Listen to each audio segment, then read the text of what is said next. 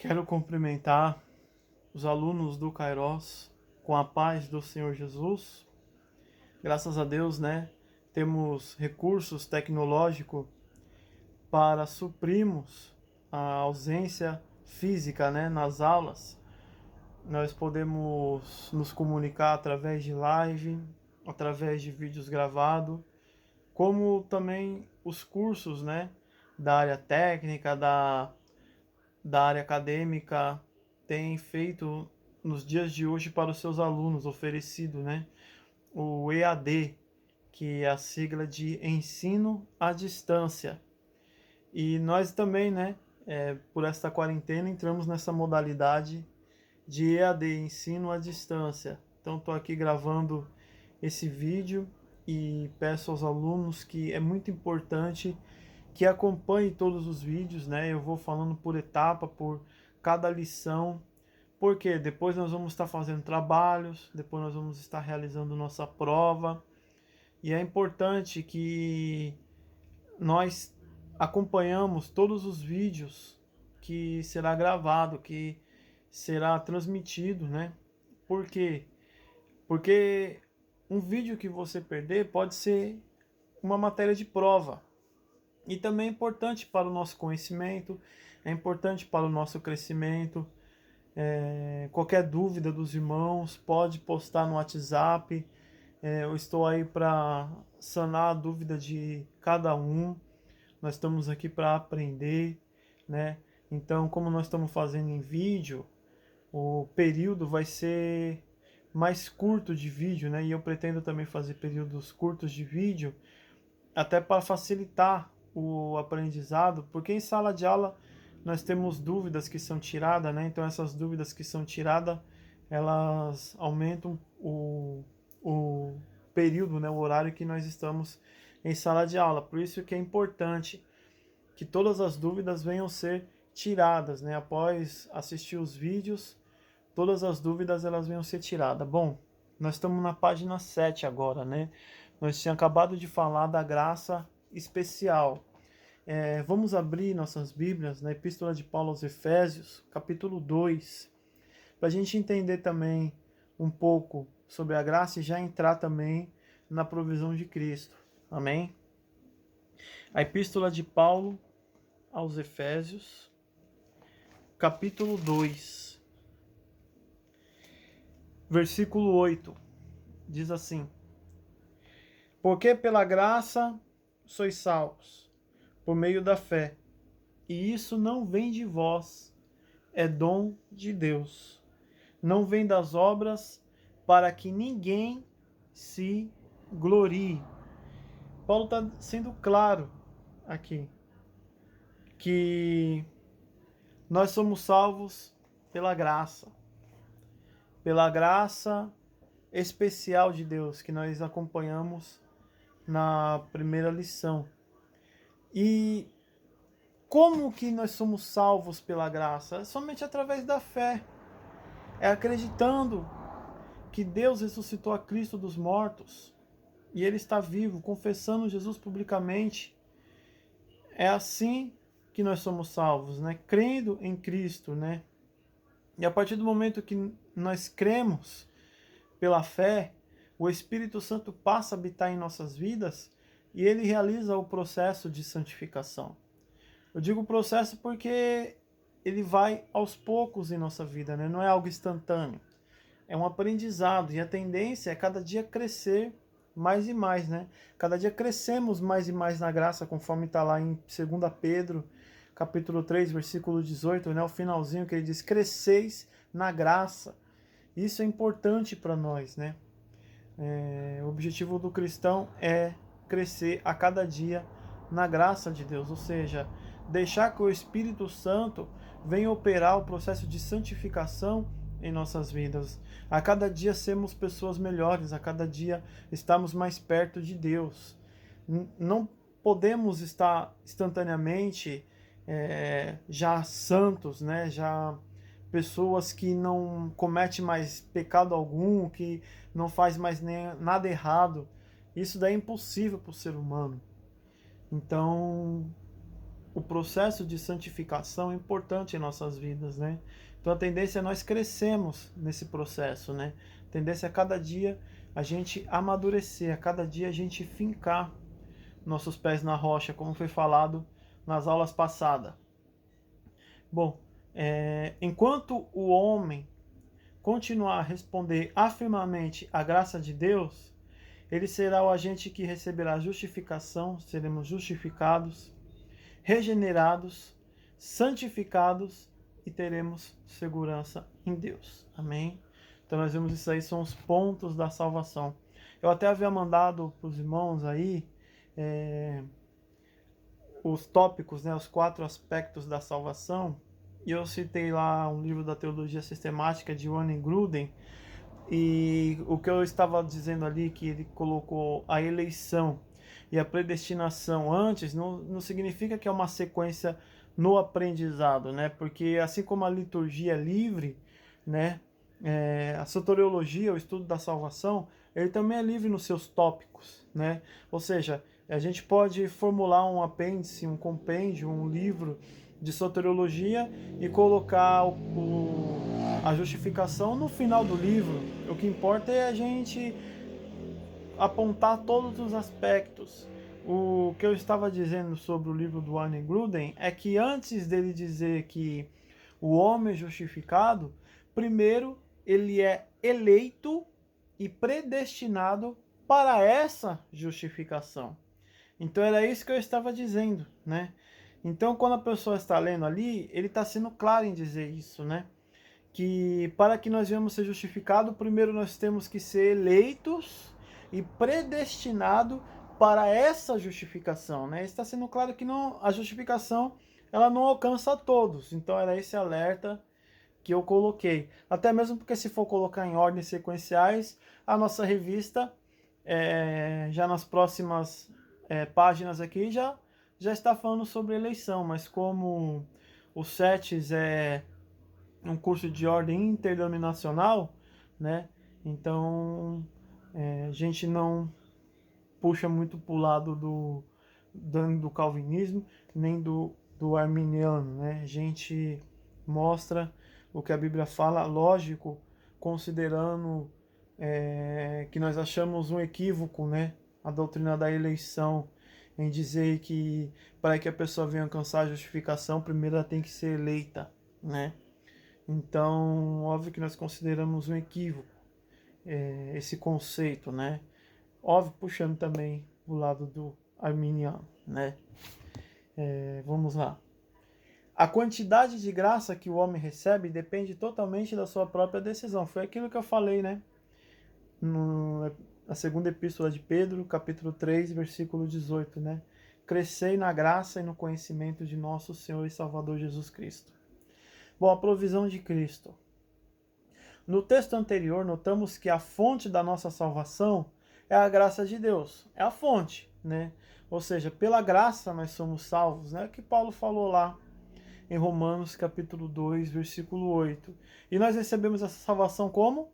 Pela fé, não pelas obras, para que a gente não se glorie, né, pelas obras. Ou seja, ninguém é salvo porque doou uma cesta básica, ajudou uma velhinha a atravessar a rua, ajudou a mãe no supermercado, pagou a conta de luz dentro de casa. Ninguém é salvo porque foi levar uma roupa lá na Cracolândia, orou por alguém no meio da rua, fez uma caridade dentro do trabalho. Ninguém é salvo por obras. Nós somos salvos pela fé em Cristo Jesus, né? Eu já havíamos falado isso também em sala de aula, né? Já havíamos sanado essas dúvidas também em sala de aula. Vamos lá. Apesar de Deus nos amar e querer nos salvar, Ele não pode simplesmente nos declarar inocente. Até em Efésios capítulo 2, lá, Paulo vem dizendo, com muito amor que Deus nos amou, né? E mesmo o teu amor imenso por nossas vidas, Ele não pode nos declarar inocente assim do dia para a noite. De repente Deus vai e declara a gente inocente e ponto final. Não. Tem que haver um arrependimento. Tem que haver uma prostração diante de Deus, ou seja, nos prostrarmos com quebrantamento de coração, arrependido de nossas obras pecaminosas, dizendo para Deus que não estamos mais afim de continuar com a vida pecaminosa, que nós queremos um novo rumo, uma nova vida, e estabelecer em nós esse processo de conversão. Então é isso que nós temos que fazer diante de Deus. Ele não declara a gente inocente do dia para a noite, ou porque ele olhou para a sua cara e achou você bonitinho, bonitinha, bonzinho, e falou, olha, a partir de hoje você está inocente. Não, né? A palavra de Deus diz, né? Se meu povo, que se chama pelo meu nome, orar e buscar a minha face, eu ouvirei do céu, sararei a sua terra. Mas nós temos que nos arrepender, buscar a face de Deus em arrependimento das nossas obras carnais. Amém? Então, ele não é só Deus declara-nos inocentes sem nossa conversão, seria uma ofensa à sua justiça. Ou seja, para Deus te declarar inocente, tem que haver conversão. Se não haver conversão, essa conversão ela não é genuína. E a conversão não sendo genuína, nós não somos justificados pela salvação. Seria um conflito com a sua santidade, uma contradição ante a sua própria declaração. A alma que pecar, essa morrerá. Que está lá em Ezequiel, capítulo 18, versículo 4. Então, como poderia Deus ser perfeitamente justo e ainda salvar os pecadores, né? O livro está fazendo uma pergunta, né? É um questionamento. A resposta está no fato de que Deus não desculpou o pecado, antes ele removeu o pecado. O pecado foi removido de nossas vidas, né? Não foi uma coisa encoberta, porque para Deus nada fica encoberto. Deus não trata com nada debaixo do tapete. Deus trata tudo às limpas. Então nada fica encoberto diante de Deus.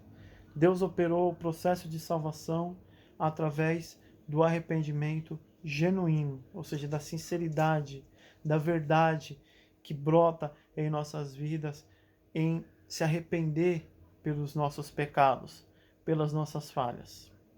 Então, para ajudar o homem a compreender esse assombroso alcance do repúdio ao pecado, Deus nos deu a ilustração do cordeiro expiatório. Óbvio que Jesus, ele é essa ilustração do cordeiro expiatório que havia no Antigo Testamento.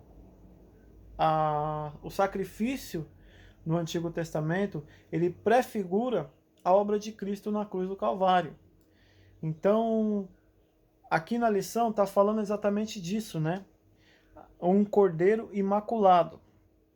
Vamos ver sobre a ilustração do cordeiro no Antigo Testamento, aqui já na nossa página 8, para os irmãos ir acompanhando. Amém? Aqui no segundo parágrafo, né, ele vem dizendo assim: do mesmo modo, o perfeito sacrifício pelo pecado poderia ser feito por um homem que fosse perfeito. Um pecador não poderia morrer pelo outro pecador. O resultado disso é um martírio, né? Não redenção. Ou seja, quando uma pessoa morre, ela não está morrendo em propiciação pelo pecado do seu próximo, não.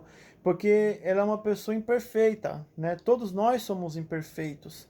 Então nós estamos sendo mártires quando nós morremos. Nós não estamos propiciando o pecado de ninguém. Então o único que propiciou o pecado foi o Cordeiro perfeito, santo, imaculado. Essa era a prefiguração de Cristo, né? E no Antigo Testamento, quando um cordeiro ele ia ser oferecido em sacrifício, ele tinha que ser perfeito. Ele não tinha que ter nenhuma mancha, ele não tinha que ter nenhum defeito físico, ele não tinha que ter problema nenhum. E sabe uma coisa interessante sobre os animais? Não sei se os irmãos já viram vídeos de abate, quando os bois eles entram no abatedouro e eles percebem que eles vão morrer, eles começam a entrar em desespero. Já vi diversos vídeos na internet de abatedouros, né? O boi, quando ele percebe que ele vai morrer, ele entra em desespero. Os animais, quando eles percebem que eles vão morrer, eles entram em desespero. Já viram, né? O bode, a galinha, quando eles veem que eles vão morrer, eles começam a entrar em desespero. O animal tem esse senso, né? Quando ele vê que ele vai morrer, ele entra em desespero. Agora, olha que coisa interessante. Existe um animal que não entra em desespero, que ele sabe que ele vai morrer e ele ainda dá o pescoço para que a adaga fosse infiltrada no seu corpo. O único animal que vai em silêncio, que percebe que vai morrer e mesmo assim ele continua o seu caminho, é um cordeiro. Olha que interessante. Ele vê que vai morrer, mas ele se entrega. E o sumo sacerdote, né, ele ditava as regras, ele fazia somente um sacrifício no ano.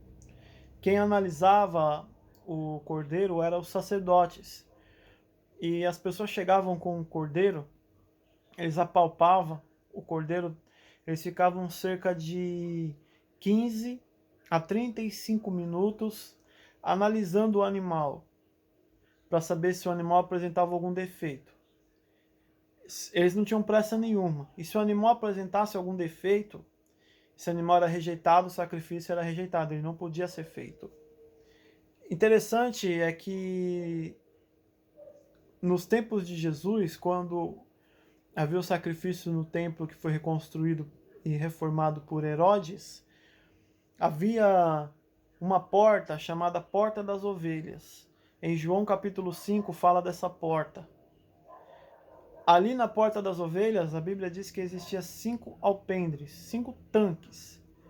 E é ali naqueles tanques que os cordeiros, os animais, eles eram usados para serem lavados antes de serem analisados no sacrifício. Ou seja, a pessoa ia oferecer o seu sacrifício. Aí ela deixava o cordeiro para o sacerdote ali na Porta das Ovelhas, dava a volta e entrava pela Porta Formosa, que é a porta dourada, a porta principal. E enquanto ele aguardava ali o animal que ele levou, enquanto isso, né, perdão, lá no tanque em que eles lavavam os animais, eles lavavam o animal, apalpava as pernas, a barriga, eles viam o rosto, via todas as partes do animal. E quando eles constatavam que o animal não tinha nenhum defeito, aí o animal ele era encaminhado para o sacrifício. E uma vez o animal encaminhado para o sacrifício, ali o derramamento do sangue daquele animal era como uma propiciação, ou seja, aquele sangue derramado, ele simbolizava, né, um sangue derramado pelo pecado da pessoa. E esse sangue sendo derramado pelo pecado da pessoa, ele recebia o perdão de Deus. Mas nós sabemos que esse tipo de sacrifício no Novo Testamento se tornou obsoleto após o sacrifício perfeito de Jesus na cruz. Hebreus diz que Jesus morreu uma só vez, para não haver mais sacrifício. Amém? Imposição de mãos. Vamos aqui na página 8 ainda, né? Pelo seu pecado, colocava as mãos na cabeça da vítima, transferindo simbolicamente o seu próprio pecado para o animal substituído. Ou seja, o dono do animal, ele era o responsável pela morte do animal. Isso era até uma pedagogia de Deus. Eu creio que eu já falei isso em sala de aula, né? Que ele cultivava um relacionamento com o animal. Todo dono do animal cultivava esse relacionamento. E quando ele ofereceu o animal em sacrifício, ele mesmo tinha que imolar o animal. E isso era muito dolorido para ele, saber que o animal estava morrendo no lugar dele. em saber que aquele sangue derramado era propiciação para o perdão do que ele havia aprontado. Então Deus era pedagógico no sacrifício. Por quê? Porque uma vez o animal morto, a pessoa saía de lá refletindo, pensando no erro que ela cometeu, e ela pensava por duas vezes não cometendo o mesmo erro. Sabe uma coisa que é interessante? Olha só Hebreus capítulo 10. Vamos abrir as nossas Bíblias aqui em Hebreus capítulo 10, versículo 26 adiante. Porque se pecamos voluntariamente, depois de termos recebido o conhecimento da verdade, já não resta mais sacrifício pelos pecados. Aqui está falando do Novo Testamento, ou seja, das pessoas que foram justificadas pelo sacrifício expiatório de Cristo, tá? Uma certa expectação horrível de juízo e ardor que há de devorar os adversários. Quebrando alguém a lei de Moisés, morre sem misericórdia só pela palavra de 2 ou 3 testemunhas. Ou seja, agora ele fala assim, a pessoa que ela virou as costas, apostatou da sua fé. O que significa apostatar da fé? A pessoa que desviou do evangelho, né? Desistiu da sua caminhada cristã, desistiu do evangelho. Ela passa a ter na sua consciência, todos têm, viu? Todos que desviam têm, uma certa expectação horrível de juízo e a dor de fogo. Tem sim. Eles podem dizer que não tem, mas inconscientemente tem sim. E o versículo 29, ele finaliza dizendo uma coisa muito séria. De quanto maior castigo cuidai vos ser julgado merecedor daquele que pisar o Filho de Deus e tiver por profano o sangue do testamento com que foi santificado e fizer agravo ao Espírito da graça. Ou seja, se ele fala assim, se pelo Antigo Testamento, né, por uma ou duas testemunhas a pessoa morria, você imagina no tempo da graça, a pessoa que vai dar conta de si mesmo, né, que pisar o Filho de Deus. O que ele está dizendo, pisar o Filho de Deus? Aquele que desviar do Evangelho, aquele que desviar dos caminhos do Senhor. Ele está dizendo que está pisando o Filho de Deus. Olha que coisa séria. É muito sério isso. É muito sério abandonar o Evangelho. Página 9. A morte do Cordeiro. É o terceiro passo mesmo. Isso mesmo. A imposição de mãos, agora o terceiro passo. O terceiro passo dado no antigo sacrifício era a imolação do cordeiro. Então, como eu falei, a pessoa impunha as mãos sobre o cordeiro. Ali ela impunha as mãos, né, simbolizava a transferência da sua culpa para o animal. Ou seja, não era que transferia, não tem esse negócio de transferência de pecado, não. Era um símbolo, tá? Então ela punha as mãos sobre o animal e naquele momento, simbolicamente, a sua culpa era transferida para o animal. E depois ele tinha que molar, né? Tinha que matar o animal. E aqui nós vimos na revista dizendo também, a morte do cordeiro não somente envolveu a separação temporária entre o corpo e a alma, mas também a separação entre o espírito e Deus. Cristo suportou por nós o tormento de ambas as mortes e ressuscitou para substituir a sentença da morte com a promessa da vida eterna.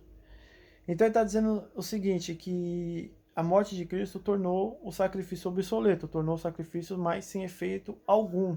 Então não adianta pegar um animal lá, apresentar a Deus, botar a mão lá e matar o animal, que não adianta nada. Isso é sacrifício em vão, né? O próprio Davi, quando ele pecou e ele foi notificado do seu pecado, no Salmo 51, ele entendeu que sacrifício era em vão. Que o que valia para Deus era o sacrifício interno. Ou seja, Davi estava dizendo assim, eu tenho 1000 animais aqui, vamos supor, eu estou conjecturando, Davi dizendo assim, eu tenho 1000 animais aqui, todos que eu sacrificar aqui, para mim vai ser indiferente se eu não me sacrificar por dentro. Ou seja, se não houver arrependimento interior, o sacrifício exterior não vai valer de nada.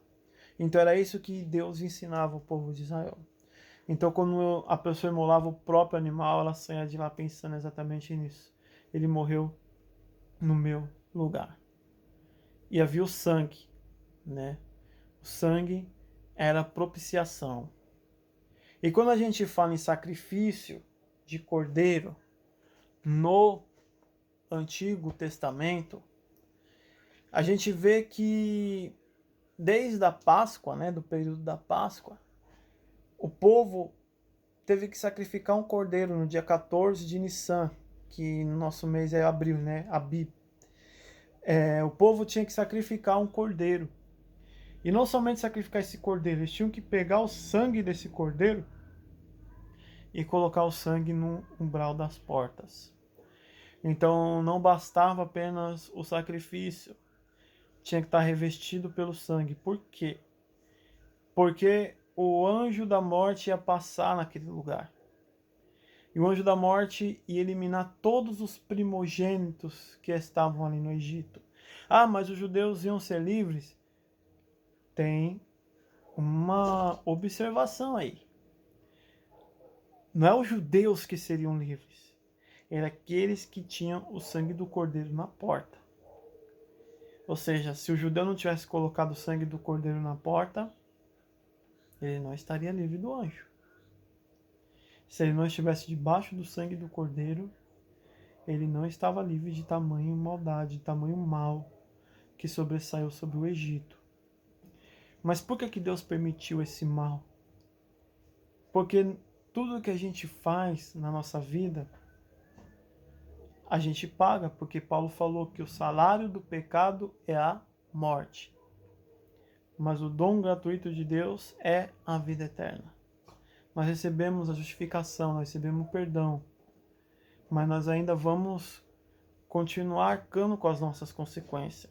Conheço um rapaz que ele praticava os delitos, foi preso, ele recebeu Jesus lá na cadeia, virou crente, virou obreiro, saiu para a rua e mesmo indo para a igreja, mesmo como obreiro, teve um dia que a liberdade dele foi tomada de novo, porque ele tinha saído e o juiz havia determinado que tinha mais um tempo a cumprir e ele voltou para a prisão, mesmo sendo nova criatura.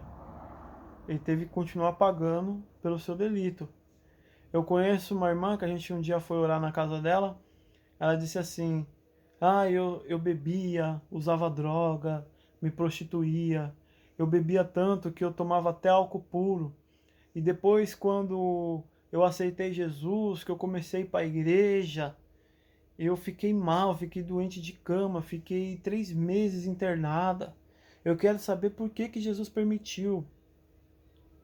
Eu disse o seguinte: se você bebia álcool puro, se você não cuidava da sua saúde, é lógico que você vai arcar com as consequências da sua falta de cuidado com a saúde. Jesus não tem nada a ver com isso. O que importa para Jesus é te salvar. Mas as consequências elas vão vir de uma hora ou outra. Então, existem as consequências do homem passado, né? Comendo o sacrifício, aqui na página 9 ainda. Na oferta dos sacrifícios do Antigo Testamento, o passo final era cozinhar a sua parte da sua carne e era comida pelo ofensor. A participação do sacrifício indicava que o ofensor tinha estabelecido a sua comunhão com Deus, ou seja, ele impunha as mãos, imolava, depois comia o sacrifício. O que significa, né? O que simboliza? Cristo enfatiza a importante verdade que tão logo o pecador ofensor se identifica com o sacrifício pelos seus pecados e ele passa a ter comunhão com o Pai, né? Então, a partir do momento que ele comeu ali do cordeiro, e nós vemos também na cerimônia pascual que ele come do cordeiro pascual, o que ocorre? Ele passa a ter parte, né? E isso simboliza também a nossa Santa Ceia, né? Quando nós comemos do pão e bebemos do vinho, do suco de uva, nós passamos a ter parte do corpo e do sangue de Cristo. Amém? E essa é a primeira parte da aula, depois eu vou gravar a segunda, que é a extensão da provisão divina, tá? Depois de gravar a segunda, eu vou gravar uma terceira ainda que que é relacionada à segunda aula, que é a salvação vista de dois lados, o lado divino da salvação do pecador, até a primeira parte dos fatos do lado divino acerca da provisão do pecador, tá bom? Eu tenho um livro para indicar para os irmãos, ele é pequeno, A Obra da Salvação, de Cleiton Ivan Pornberg. É um livro pela CPAD, fantástico, viu? Muito bom, recomendo para os irmãos, né? Até vou aqui instigar vocês, né? Olha só, aqui ó.